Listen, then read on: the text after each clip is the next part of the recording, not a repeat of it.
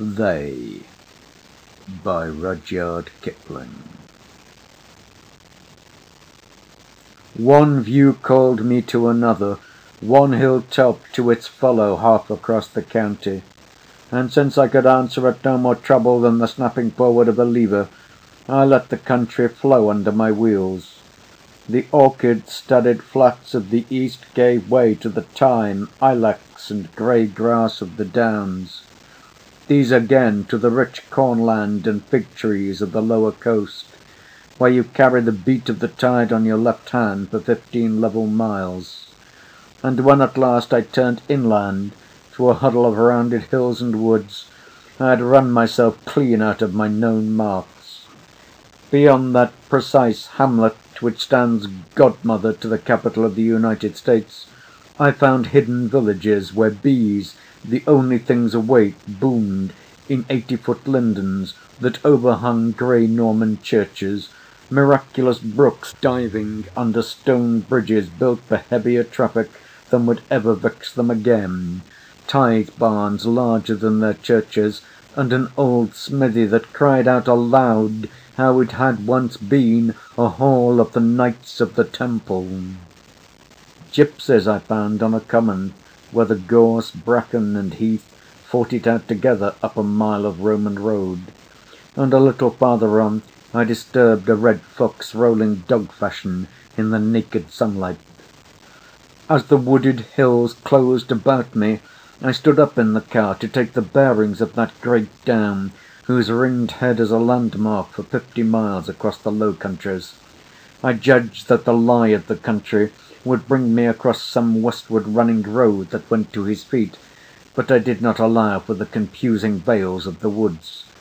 A quick turn plunged me first into a green cutting brimful of liquid sunshine, next into a gloomy tunnel, where last year's dead leaves whispered and scuffled about my tires. The strong hazel stuff meeting overhead had not been cut for a couple of generations at least, nor had any axe helped the moss-cankered oak and beech to spring above them. Here the road changed frankly into a carpeted ride, on whose brown velvet spent primrose clumps showed like jade, and a few sickly white-stalked bluebells nodded together. As the slope favoured, I shut off the power and slid over the whirled leaves, expecting every moment to meet a keeper, but I only heard a jay far off, arguing against the silence under the twilight of the trees. Still the track descended. I was on the point of reversing and working my way back on the second speed ere I ended in some swamp, when I saw sunshine through the tangle ahead and lifted the brake. It was down again at once. As the light beat across my face, my fore-wheels took the turf of a great still lawn, from which sprang horsemen 10 feet high with levelled lances, monstrous peacocks, and sleek round-headed maids of honour, blue, black, and glistening, all of clipped yew. Across the lawn, the marshalled woods besieged it on 3 sides, stood an ancient house of lichened and weather-worn stone, with mullioned windows and roofs of rose-red tile. It was flanked by semicircular walls, also rose-red, that closed the lawn on the 4th side, and at their feet a box hedge grew man-high. There were doves on the roof about the slim brick chimneys, and I caught a glimpse of an octagonal dove-house behind the screening wall. Here then I stayed, a horseman's green spear laid at my breast, held by the exceeding beauty of that jewel in that setting. If I am not packed off for a trespasser, or if this knight does not ride a wallop at me, thought I, Shakespeare, and Queen Elizabeth at least, must come out of that half-open garden door and ask me to tea.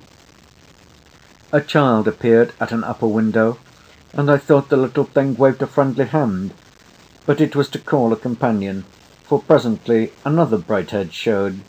Then I heard a laugh among the yew peacocks, and Turning to make sure, till then I had been watching the house only, I saw the silver of a fountain behind a hedge thrown up against the sun. The dove on the roof cooed to the cooing water, but between the two notes I caught the utterly happy chuckle of a child absorbed in some light mischief. The garden door, heavy oak sunk deep in the thickness of the wall, opened further. A woman in a big garden hat set her foot slowly on the time-hollowed stone step, and as slowly walked across the turf. I was forming some apology when she lifted up her head, and I saw that she was blind. "I heard you," she said. "Isn't that a motor car?" "I'm afraid I've made a mistake in my road. I should have turned off up above. I never dreamed," I began. "But I'm very glad. Fancy a motor car coming into the garden. It will be such a treat." She turned and made as though looking about her. You haven't seen anyone, have you? Perhaps?" No one to speak to, but the children seemed interested at a distance. "Which?" "I saw a couple up at the window just now, and I think I heard a little chap in the grounds." "Oh, lucky you!" she cried, and her face brightened. "I hear them, of course, but that's all. You've seen them and heard them." "Yes," I answered, "and if I know anything of children, one of them's having a beautiful time by the fountain yonder. Escaped, I should imagine." "You're fond of children." I gave her one or two reasons why I did not altogether hate them. Of course, she said. "Then you understand, then you won't think it foolish if I ask you to take your car through the gardens once or twice quite slowly. I'm sure they'd like to see it. They see so little, poor things. One tries to make their life pleasant, but—" She threw out her hand towards the woods. "We're so out of the world here." "That will be splendid," I said, "but I can't cut up your grass." She faced to the right. "Wait a minute," she said. "We're at the south gate, aren't we? Behind those peacocks there's a flagged path. We call it the Peacock's Walk. You can't see it from here, they tell me, but if you squeeze along by the edge of the wood, you can turn at the first peacock and get on to the flags." It was sacrilege to wake that dreaming house front with the clatter of machinery, but I swung the car to clear the turf, brushed along the edge of the wood, and turned in on the broad stone path where the fountain basin lay like one star sapphire. "May I come too?" she cried. "No, please don't help me. They'll like it better if they see me." She felt her way lightly to the front of the car, and with one foot on the step she called, "Children! Oh, children! Look and see what's going to happen!" The voice would have drawn lost souls from the pit for the yearning that underlay its sweetness, and I was not surprised to hear an answering shout behind the yews. It must have been the child by the fountain, but he fled at our approach, leaving a little toy boat in the water. I saw the glint of his blue blouse among the still horsemen. Very disposedly we paraded the length of the walk, and at her request backed again. This time the child had got the better of his panic, but stood far off and doubting. "The little fellow's watching us," I said. "I wonder if he'd like a ride." "They're very shy still, very shy. But oh, lucky you to be able to see them. Let's listen." I stopped the machine at once, and the humid stillness, heavy with the scent of box, cloaked us deep. Shears I could hear where some gardener was clipping, a mumble of bees in broken voices that might have been the doves. "Oh, unkind!" she said weariedly. "Perhaps they're only shy of the motor. The little maid at the window looks tremendously interested." "Yes?" She raised her head. "It was wrong of me to say that. They are really fond of me. It's the only thing that makes life worth living, when they're fond of you, isn't it? I don't think what the place would be without them. By the way, is it beautiful?" "I think it is the most beautiful place I have ever seen." "So they all tell me. I can feel it, of course, but that isn't quite the same thing." "Then have you never—" I began, but stopped abashed. "Not since I can remember. It happened when I was only a few months old, they tell me, and yet I must remember something, else how could I dream about colours? I see light in my dreams, and colours, but I never see them. I only hear them, just as I do when I'm awake."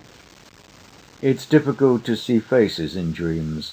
Some people can, but most of us haven't the gift," I went on, looking up at the window where the child stood all but hidden.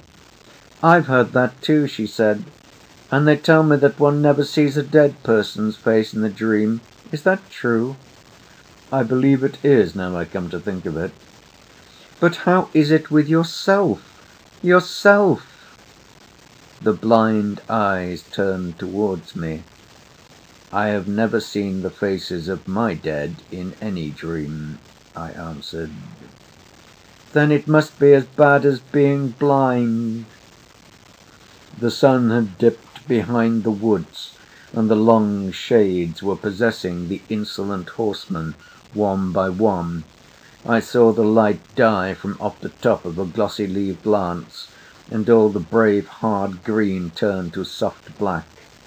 The house, accepting another day at end, as it had accepted 100,000 gone, seemed to settle deeper into its rest among the shadows. "Have you ever wanted to?" she said after the silence. "Very much sometimes," I replied. The child had left the window as the shadows closed upon it. "Oh, so have I, but I don't suppose it's allowed. Where do you live?" "Quite the other side of the county, 60 miles and more, and I must be going back. I've come without my big lamp." "But it's not dark yet. I can feel it." "I'm afraid it will be by the time I get home. Could you lend me someone to set me on my road at first? I've utterly lost myself." "I'll send Madden with you to the crossroads. We are so out of the world, I don't wonder you are lost. I'll guide you round to the front of the house. But you will go slowly, won't you, till you are out of the grounds? It isn't foolish, do you think?" "I promise you I'll go like this," I said, and let the car start herself down the flagged path. We skirted the left wing of the house, whose elaborately cast lead guttering alone was worth a day's journey, passed under a great rose-grown gate in the red wall, and so round to the high front of the house, which in beauty and stateliness as much excelled the back as that all others I had seen. "Is it so very beautiful?" she said wistfully, when she heard my raptures. "And you like the lead figures too? There's the old azalea garden behind. They say that this place must have been made for children. Will you help me out, please? I should like to come with you as far as the crossroads, but I mustn't leave them. Is that you, Madden? I want you to show this gentleman the way to the crossroads. He has lost his way, but he has seen them." A butler appeared noiselessly at the miracle of old oak that must be called the front door, and slipped aside to put on his hat. She stood looking at me with open blue eyes in which no sight lay, and I saw for the first time that she was beautiful. "Remember," she said quietly, "if you are fond of them, you will come again," and disappeared within the house. The butler in the car said nothing till we were nearly at the lodge gates, where, catching a glimpse of a blue blouse in a shrubbery, I swerved amply, lest the devil that leads little boys to play should drag me into child murder. "Excuse me," he asked of a sudden, "but why did you do that, sir?" "The child yonder." "Our young gentleman in blue?" "Of course." He runs about a good deal. Did you see him by the fountain, sir?" "Oh, yes, several times. Do we turn here?" "Yes, sir. And did you happen to see them upstairs too?" "At the upper window, yes." "Was that before the mistress come out to speak to you, sir?" "A little before that. Why do you want to know?" He paused a little. "Only to make sure that they had seen the car, sir. Because with children running about, though I'm sure you're driving particularly careful, there might be an accident. That was all, sir. Here are the crossroads. You can't miss your way from now on. Thank you, sir, but that isn't our custom. Not with—" "I beg your pardon," I said, and thrust away the British silver. "Oh, it's quite right with the rest of 'em, as a rule. Good‐bye, sir." He retired into the armour‐plated conning tower of his caste and walked away. Evidently a butler, solicitous for the honour of his house, and interested, probably through a maid, in the nursery. Once beyond the signposts at the crossroad I looked back, but the crumpled hills interlaced so jealously that I could not see where the house had lain. When I asked its name at a cottage along the road, the fat woman who sold sweetmeats there gave me to understand that people with motor cars had small right to live, much less to go about talking like carriage folk. They were not a pleasant-mannered community. When I retraced my route on the map that evening, I was little wiser. Hawkins' Old Farm appeared to be the survey title of the place, and the old County Gazetteer, generally so ample, did not allude to it. The big house of those parts was Hodnington Hall, Georgian, with early Victorian embellishments, as an atrocious steel engraving attested. I carried my difficulty to a neighbour, a deep-rooted tree of that soil, and he gave me a name of a family which conveyed no meaning. A month or so later I went again, or it may have been that my car took the road of her own volition. She overran the fruitless downs, threaded every turn of the maze of lanes below the hills, drew through the high-walled woods, impenetrable in their full leaf, came out at the crossroads where the butler had left me, and a little further on developed an internal trouble, which forced me to turn her in on a grass-way waste that cut into a summer-silent hazel wood. So far as I could make sure by the sun and a 6-inch ordnance map, this should be the road flank of that wood which I had first explored from the heights above. I made a mighty serious business of my repairs, and a glittering shop of my repair kit, spanners, pump, and the like, which I spread out orderly upon a rug. It was a trap to catch all childhood, for on such a day, I argued, the children would not be far off. When I paused in my work, I listened, but the wood was so full of the noises of summer, though the birds had mated, that I could not at first distinguish these from the tread of small cautious feet stealing across the dead leaves. I rang my bell in an alluring manner, but the feet fled, and I repented, for to a child a sudden noise is very real terror. I must have been at work half an hour, when I heard in the wood the voice of the blind woman crying, "Children, oh children, where are you?" And the stillness made slow to close on the perfection of that cry.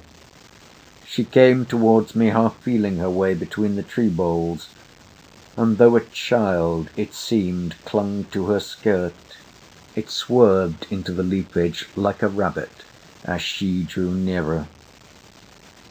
"Is that you?" she said. "From the other side of the county?" "Yes, it's me, from the other side of the county." "Then why didn't you come through the upper woods? They were there just now." "They were here a few minutes ago. I expect they knew my car had broken down and came to see the fun." Nothing serious, I hope? How do cars break down?" "In 50 different ways. Only mine has chosen the 51st. She laughed merrily at the tiny joke, cooed with delicious laughter, and pushed her hat back. "Let me hear," she said. "Wait a moment," I cried, "and I'll get you a cushion." She set her foot on the rug, all covered with spare parts, and stooped above it eagerly. "What delightful things!" The hands through which she saw glanced in the checkered sunlight. "A box here, another box! Why, you've arranged them like playing shop." I confess now that I put it out to attract them. I don't need half those things, really. "How nice of you! I heard your bell in the upper wood. You say they were here before that?" "I'm sure of it. Why are they so shy? That little fellow in blue, who was with you just now, ought to have got over his fright. He's been watching me like a Red Indian." "It must have been your bell," she said. "I heard one of them go past me in trouble when I was coming down. They're shy, so shy, even with me." She turned her face over her shoulder and cried again, "Children! Oh, children! Look and see!" "They must have gone off together on their own affairs," I suggested. For there was a murmur behind us of lowered voices, broken by the sudden squeaking giggles of childhood. I returned to my tinkerings, and she leaned forward, her chin on her hand, listening interestedly. "How many are they?" I said at last. The work was finished, but I saw no reason to go. Her forehead puckered a little and thought. "I don't quite know," she said simply. "Sometimes more, sometimes less. They come and stay with me because I love them, you see." "That must be very jolly," I said, replacing a drawer, and as I spoke I heard the inanity of my answer. You aren't laughing at me," she cried. I haven't any of my own. I never married. People laugh at me sometimes about them because they're savages," I returned. "It's nothing to fret for. That sort laugh at everything that isn't in their own fat lives." "I don't know. How should I? I only don't like being laughed at about them. It hurts. And when one can't see, I don't want to seem silly." Her chin quivered like a child's as she spoke. "But we blindies have only one skin, I think. Everything outside hits straight at our souls. It's different with you. You've such good defences in your eyes, looking out, before anyone can really pain you in your soul. People forget that with us." I was silent, reviewing that inexhaustible matter, the more than inherited, since it is also carefully taught, brutality of the Christian peoples, besides which the mere heathendom of the West Coast nigger is clean and restrained. It led me a long distance into myself. "Don't do that," she said of a sudden, putting her hands before her eyes. "What?" She made a gesture with her hand. "That! It's all purple and black. Don't! That colour hurts." "But how in the world do you know about colours?" I exclaimed, for here was a revelation indeed. "Colours as colours?" she asked. "No, those colours which you saw just now." "You know as well as I do," she laughed, "else you wouldn't have asked that question. They aren't in the world at all. They're in you, when you went so angry." "Do you mean a dull purplish patch, like port wine mixed with ink?" I said. "I've never seen ink or port wine, but the colours aren't mixed. They are separate, all separate." "Do you mean black streaks and jags across the purple?" She nodded. "Yes, if they are like this," and zigzagged her finger again. but it's more red than purple, that bad colour." "And what are the colours at the top of the whatever you see?" Slowly she leaned forward and traced on the rug the figure of the egg itself. "I see them so," she said, pointing with a grass stem. "White, green, yellow, red, purple, and when people are angry or bad, black across the red, as you were just now." "Who told you anything about it in the beginning?" I demanded. "About the colours? No one.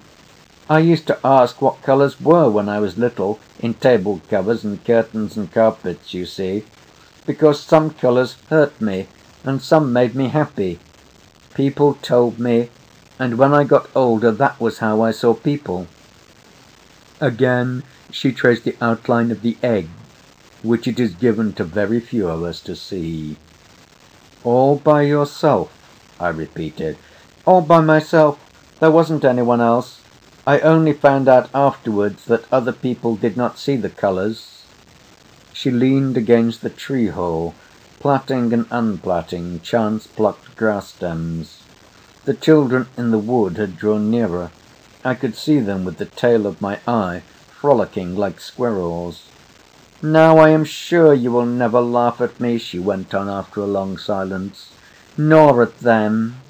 "Goodness, no!" I cried, jolted out of my train of thought.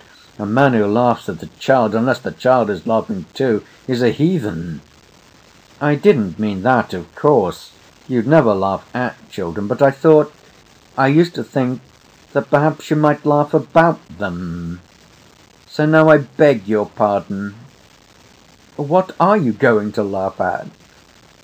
I had made no sound, but she knew. "At the notion of your begging my pardon. If you had done your duty as a pillar of the state and a landed proprietress, you ought to have summoned me for trespass when I barged through your woods the other day. It was disgraceful of me, inexcusable." She looked at me, her head against the tree-trunk, long and steadfastly, this woman who could see the naked soul. "How curious," she half-whispered. "How very curious." "Why, what have I done?" "You don't understand, and yet you understood about the colours. Don't you understand?" She spoke with a passion that nothing had justified, and I faced her bewilderedly as she rose. The children had gathered themselves in a roundel behind a bramble bush. One sleek head bent over something smaller, and the set of the little shoulders told me that fingers were on lips. They, too, had some child's tremendous secret. I alone was hopelessly astray there in the broad sunlight. "No," I said, and shook my head as though the dead eyes could note. "Whatever it is, I don't understand yet. Perhaps I shall later, if you'll let me come again." "You will come again," she answered. "You will surely come again and walk in the wood." "Perhaps the children will know me well enough by that time to let me play with them as a favour. You know what children are like." "It isn't a matter of favour, but of right," she replied, and while I wondered what she meant, a dishevelled woman plunged round the bend of the road, loose-haired, purple, almost lowing with agony as she ran. It was my rude fat friend of the sweetmeat shop. The blind woman heard and stepped forward. "What is it, Mrs. Madehurst?" she asked. The woman flung her apron over her head and literally grovelled in the dust, crying that her grandchild was sick to death, that the local doctor was away fishing, that Jenny the mother was at her wits' end, and so forth, with repetitions and bellowings. "Where's the next nearest doctor?" I asked, between paroxysms. "Madden will tell you. Go round to the house and take him with you. I'll attend to this. Be quick."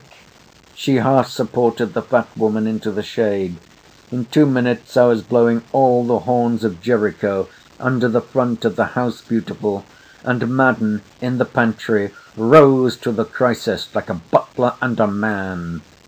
A quarter of an hour at illegal speeds caught us a doctor 5 miles away. Within the half-hour we had decanted him, much interested in motors, at the door of the sweetmeat shop, and drew up the road to await the verdict. "Useful things, cars," said Madden, all man and no butler. "If I'd had one when mine took 6, she wouldn't have died." "How was it?" I asked. "Croup. Mrs. Madden was away. No one knew what to do. I drove 8 miles in a tax cart for the doctor. She was choked when we came back. This car had saved her. She'd have been close on 10 now." "I'm sorry," I said. "I thought you were rather fond of children, from what you told me going to the crossroads the other day. Have you seen 'em again, sir, this morning?" "Yes, but they're well broke to cars. I couldn't get any of them within 20 yards of it." He looked at me carefully, as a scout considers a stranger, not as a menial should lift his eyes to his divinely appointed superior. "I wonder why," he said, just above the breath that he drew. We waited on. A light wind from the sea wandered up and down the long lines of the woods and the wayside grasses, whitened already with summer dust, rose and bowed in sallow waves. A woman, wiping the suds off her arms, came out of the cottage next the sweetmeat shop. "I've been listening in the back yard," she said cheerily. "He says Arthur's unaccountable bad. Did you hear him strut just now? Unaccountable bad. I reckon 'twill come Jenny's turn to walk in the wood next week along, Mr. Madden." "Excuse me, sir, but your lap robe is slipping," said Madden deferentially. The woman started, dropped a curtsy, and hurried away. "What does she mean by walking in the wood?" I asked. "It must be some saying they use hereabouts. I'm from Norfolk myself," said Madden. "They're an independent lot in this county. She took you for a chauffeur, sir." I saw the doctor come out of the cottage, followed by a draggle-tailed wench who clung to his arm as though he could make treaty for her with death.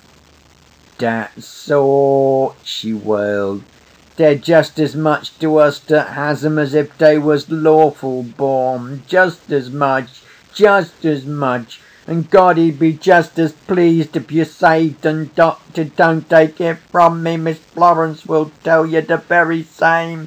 Don't leave him, doctor." I know," said the man, "but he'll be quiet for a while now. We'll get the nurse and the medicine as fast as we can." He signalled me to come forward with the car, and I strove not to be privy to what followed, but I saw the girl's face blotched and frozen with grief, and I felt a hand without a ring clutching at my knees when we moved away. The doctor was a man of some humour, for I remember he claimed my car under the oath of Æsculapius, and used it and me without mercy. First we convoyed Mrs. Madehurst and the blind woman to wait by the sick bed till the nurse should come. Next we invaded a neat county town for prescriptions. The doctor said the trouble was cerebro-spinal meningitis. And when the county institute, banked and flanked with scared market cattle, reported itself out of nurses for the moment, we literally flung ourselves loose upon the county. We conferred with the owners of great houses, magnates at the ends of overarching avenues, whose big-boned womenfolk strode away from their tea-tables to listen to the imperious doctor. At last a white-haired lady, sitting under a cedar of Lebanon and surrounded by a court of magnificent bourgeois, all hostile to motors, gave the doctor, who received them as from a princess, written orders, which we bore many miles at top speed through a park to a French nunnery, where we took over in exchange a pallid-faced and trembling sister. She knelt at the bottom of the tonneau, telling her beads without pause, till by short cuts of the doctor's invention we had her to the sweetmeat shop once more. It was a long afternoon, crowded with mad episodes that rose and dissolved like the dust of our wheels, cross-sections of remote and incomprehensible lives through which we raced at right angles, and I went home in the dusk, wearied out, to dream of the clashing horns of cattle, round-eyed nuns walking in a garden of graves, pleasant tea-parties beneath shaded trees, the carbolic-scented grey-painted corridors of the County Institute, the steps of shy children in the wood, and the hands that clung to my knees as the motor began to move. I had intended to return in a day or two, but it pleased fate to hold me from that side of the county on many pretexts, till the elder and the wild rose had fruited. There came at last a brilliant day, swept clear from the south-west, that brought the hills within hand's reach, a day of unstable airs and high filmy clouds. Through no merit of my own I was free, and set the car for the third time on that known road.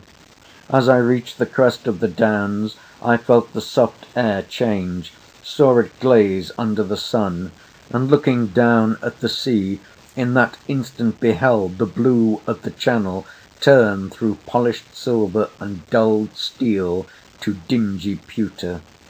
A laden collier, hugging the coast, steered outward for deeper water, and across copper-coloured haze I saw sails rise one by one on the anchored fishing fleet.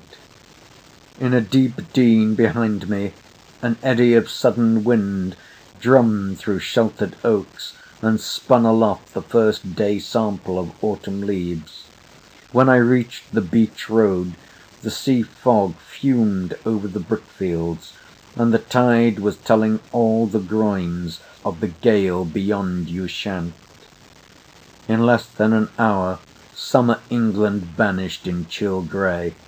We were again the shut island of the north, all the ships of the world bellowing at our perilous gates, and between their outcries ran the piping of bewildered gulls.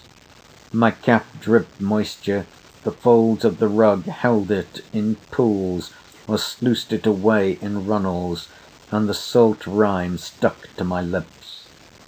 Inland the smell of autumn loaded the thickened fog among the trees, and the drip became a continuous shower. Yet the late flowers, mallow of the wayside, scabious of the field, and dahlia of the garden, showed gay in the mist, and beyond the sea's breath there was little sign of decay in the leaf. Yet in the villages the house-doors were all open, and bare-legged, bare-headed children sat at ease on the damp doorsteps to shout "Pip, pip!"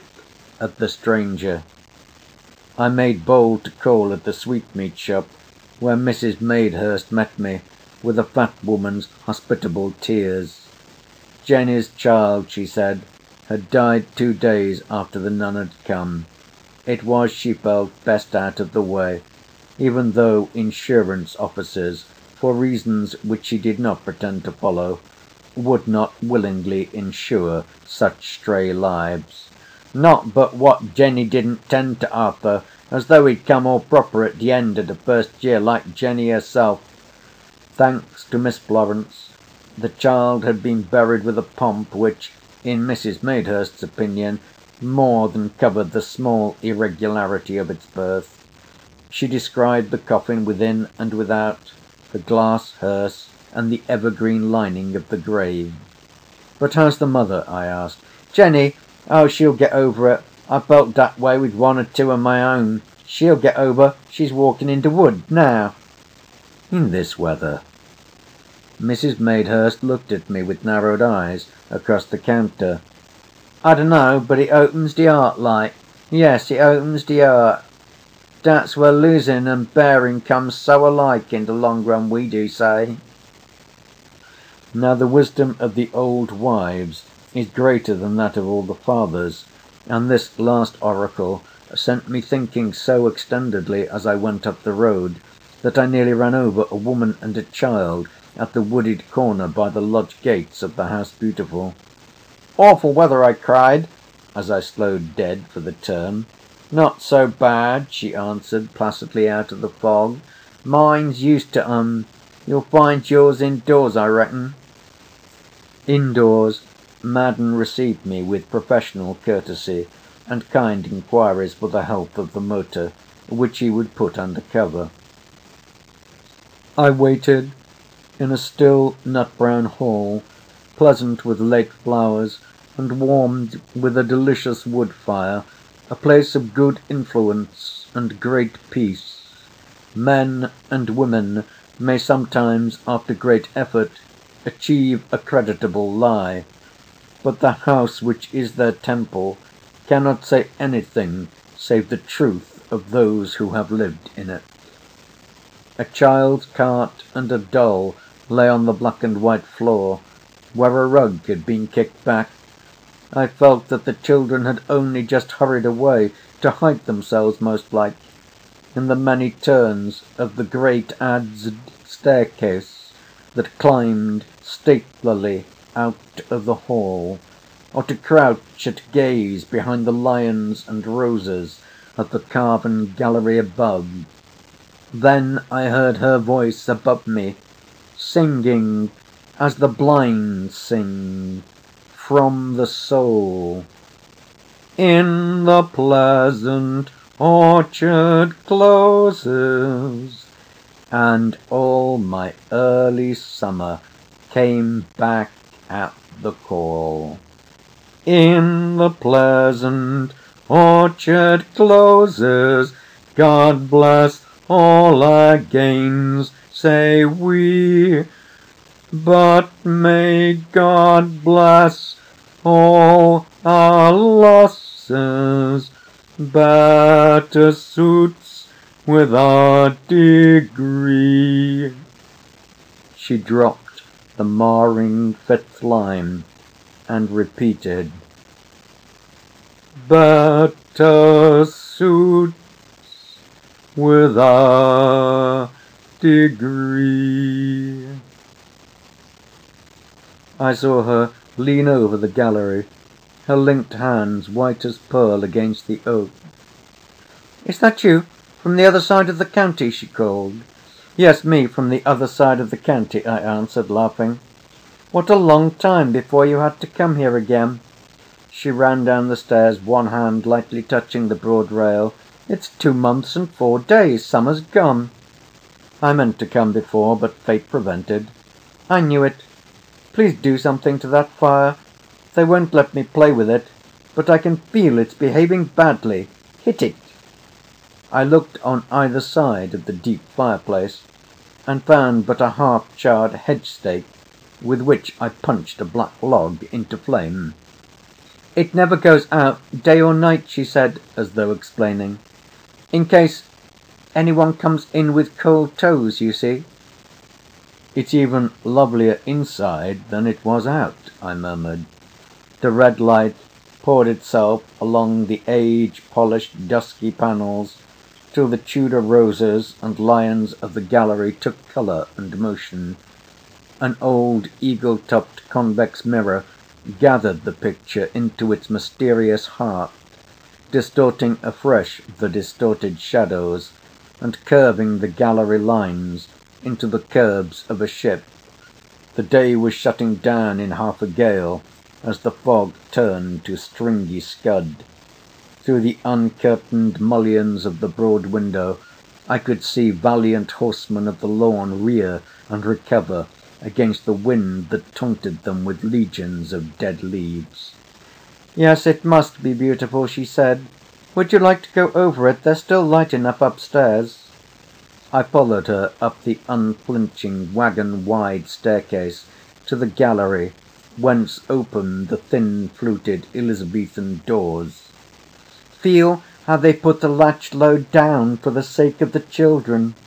She swung a light door inward. "By the way, where are they?" I asked. "I haven't even heard them today."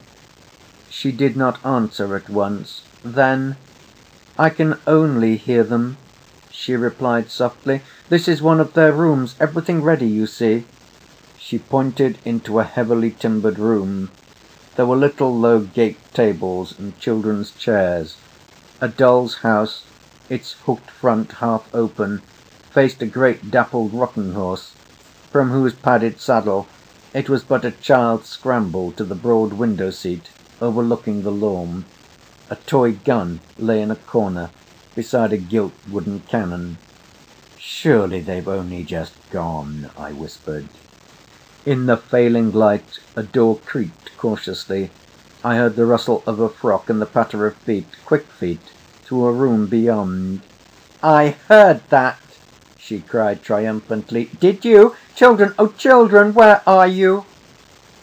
The voice filled the walls that held it lovingly to the last perfect note, but there came no answering shout, such as I had heard in the garden. We hurried on from room to oak-floored room, up a step here, down 3 steps there, among a maze of passages, always mocked by our quarry. One might as well have tried to work an unstocked warren with a single ferret. There were bolt-holes innumerable, recesses in walls, embrasures of deep-slitten windows now darkened, whence they could start up behind us, and abandoned fireplaces 6 feet deep in the masonry, as well as the tangle of communicating doors. Above all, they had the twilight for their helper in our game. I had caught 1 or 2 joyous chuckles of evasion, and once or twice had seen the silhouette of a child's frock against some darkening window at the end of a passage, but we returned empty-handed to the gallery, just as a middle-aged woman was setting a lamp in its niche. "No, I haven't seen her either this evening, Miss Florence," I heard her say. "But that Turpin, he says he wants to see you about his shed." "Oh, Mr. Turpin must want to see me very badly. Tell him to come to the hall, Mrs. Madden." I looked down into the hall, whose only light was the dulled fire, and deep in the shadow I saw them at last. They must have slipped down while we were in the passages, and now thought themselves perfectly hidden behind an old gilt leather screen. By child's law, my fruitless chase was as good as an introduction, but since I had taken so much trouble, I resolved to force them to come forward later by the simple trick which children detest of pretending not to notice them. They lay close in a little huddle, no more than shadows, except when a quick flame betrayed an outline. "And now we'll have some tea," she said. "I believe I ought to have offered it you at first, but one doesn't arrive at manners somehow when one lives alone, and is considered peculiar." Then, with very pretty scorn, "Would you like a lamp to see to eat by?" The firelight's much pleasanter, I think. We descended into that delicious gloom, and Madden brought tea. I took my chair in the direction of the screen, ready to surprise or be surprised as the game should go, and, at her permission, since a hearth is always sacred, bent forward to play with the fire. "Where do you get these beautiful short faggots from?" I asked idly. "Why, they are tallies." "Of course," she said. "As I can't read or write, I'm driven back on the early English tally for my accounts. Give me one, and I'll tell you what it meant." I passed her an unburnt hazel tally about a foot long, and she ran her thumb down the nicks. "This is the milk record for the home farm for the month of April last year in gallons," said she. "I don't know what I should have done without tallies. An old forester of mine taught me the system. It's out of date now for everyone else, but my tenants respect it. One of them's coming now to see me. Oh, it doesn't matter. He has no business here out of office hours. He's a greedy, ignorant man, very greedy, or he wouldn't come here after dark." Have you much land then?" "Only a couple of 100 acres in hand, thank goodness. The other 600 are nearly all let to folk who knew my folk before me, but this Turpin is quite a new man, and a highway robber." "But are you sure I shan't be?" "Certainly not. You have the right. He hasn't any children." "Ah, the children," I said, and slid my low chair back till it nearly touched the screen that hid them. "I wonder whether they'll come out for me." There was a murmur of voices, Madden's in the deeper note at the low, dark side door, and a ginger-headed, canvas-gated giant of the unmistakable tenant-farmer type tumbled or was pushed in. "Come to the fire, Mr. Turpin," she said. If you please, miss, I'll be quite as well by the door." He clung to the latch as he spoke like a frightened child. Of a sudden I realized that he was in the grip of some almost overpowering fear. "Well?" "About that new shed for the young stock, that was all. These first autumn storms setting in. But I'll come again, miss." His teeth did not chatter much more than the door latch. "I think not," she answered levelly. "The new shed, What did my agent write you on the 15th? "I fancied perhaps that if I came to see you man to man like, miss, but—" His eyes rolled into every corner of the room wide with horror. He half opened the door through which he had entered, but I noticed it shut again, from without and firmly. "He wrote what I told him," she went on. "You are overstocked already. Dunnett's farm never carried more than 50 bullocks, even in Mr. Wright's time, and he used cake. You've 67, and you don't cake. You've broken the lease in that respect. You're dragging the heart out of the farm. I'm getting some minerals, superphosphates, next week. I've as good as ordered a truckload already. I'll go down to the station to-morrow about 'em. Then I can come and see you man to man like, miss, in the daylight. That gentleman's not going away, is he?" he almost shrieked. I had only slid the chair a little further back, reaching behind me to tap on the leather of the screen, but he jumped like a rat. "No, please attend to me, Mr. Turpin." She turned in her chair and faced him with his back to the door. It was an old and sordid little piece of scheming that she forced from him. His plea for the new cowshed at his landlady's expense, that he might, with the cupboard manure, pay his next year's rent out of the valuation after, as she made clear, he had bled the enriched pastures to the bone. I could not but admire the intensity of his greed when I saw him outfacing for its sake whatever terror it was that ran wet on his forehead. I ceased to tap the leather, was, indeed, calculating the cost of the shed, when I felt my relaxed hand taken and turned softly between the soft hands of a child. So at last I had triumphed. In a moment I would turn and acquaint myself with those quick-footed wanderers. The little brushing kiss fell in the centre of my palm, as a gift on which the fingers were, once, expected to close, as the all-faithful, half-reproachful signal of a waiting child, not used to neglect, even when grown-ups were busiest, a fragment of the mute code devised very long ago. Then I knew, and it was as though I had known from the first day when I looked across the lawn at the high window. I heard the door shut. The woman turned to me in silence, and I felt that she knew. What time passed after this I cannot say. I was roused by the fall of a log, and mechanically rose to put it back. Then I returned to my place in the chair, very close to the screen. "Now you understand," she whispered across the packed shadows. "Yes, I understand now. Thank you." I only hear them." She bowed her head in her hands. "I have no right, you know, no other right. I have neither borne nor lost, neither borne nor lost."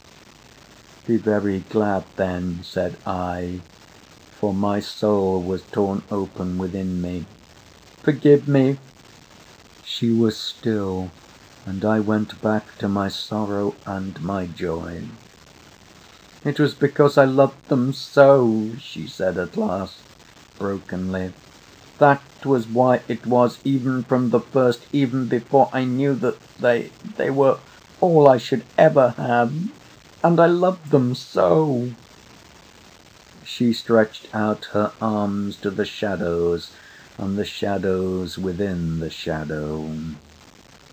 "They came because I loved them, because I needed them. I must have made them come. Was that wrong, think you?" "No, no." I grant you that the toys and all that sort of thing were nonsense, but I used to so hate empty rooms myself when I was little." She pointed to the gallery. "And the passages all empty. And how could I ever bear the garden door shut? Suppose—" "Don't! For pity's sake, don't!" I cried. The twilight had brought a cold rain with gusty squalls that plucked at the leaded windows.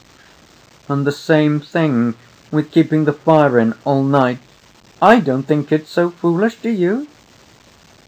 I looked at the broad brick hearth, saw through tears, I believe, that there was no unpassable iron on or near it, and bowed my head. "I did all that and lots of other things just to make believe. Then they came. I heard them, but I didn't know that they were not mine by right till Mrs. Madden told me." "The butler's wife? What?" "One of them. I heard she saw and knew. Hers. Not for me. I didn't know at first. Perhaps I was jealous. Afterwards I began to understand that it was only because I loved them, not because—" "Oh, you must bear or lose," she said piteously. "There is no other way. And yet they love me. They must, don't they?" There was no sound in the room except the lapping voices of the fire, but we two listened intently, and she at least took comfort from what she heard. She recovered herself and half rose. I sat still in my chair by the screen. "Don't think me a wretch to whine about myself like this, but I'm all in the dark, you know, and you can see."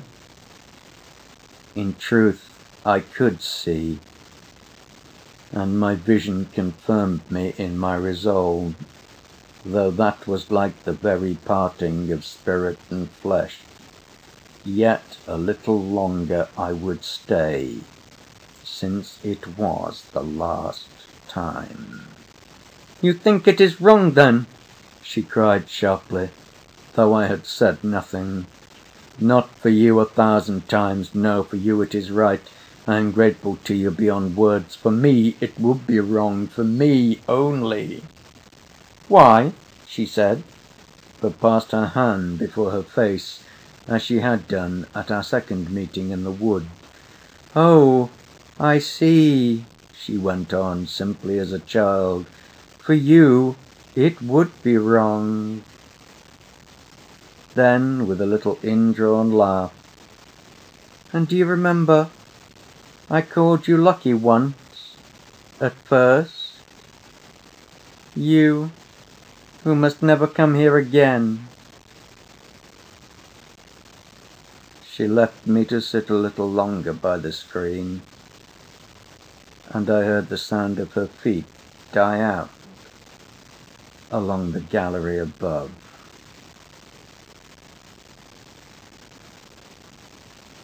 End of They by Rudyard Kipling.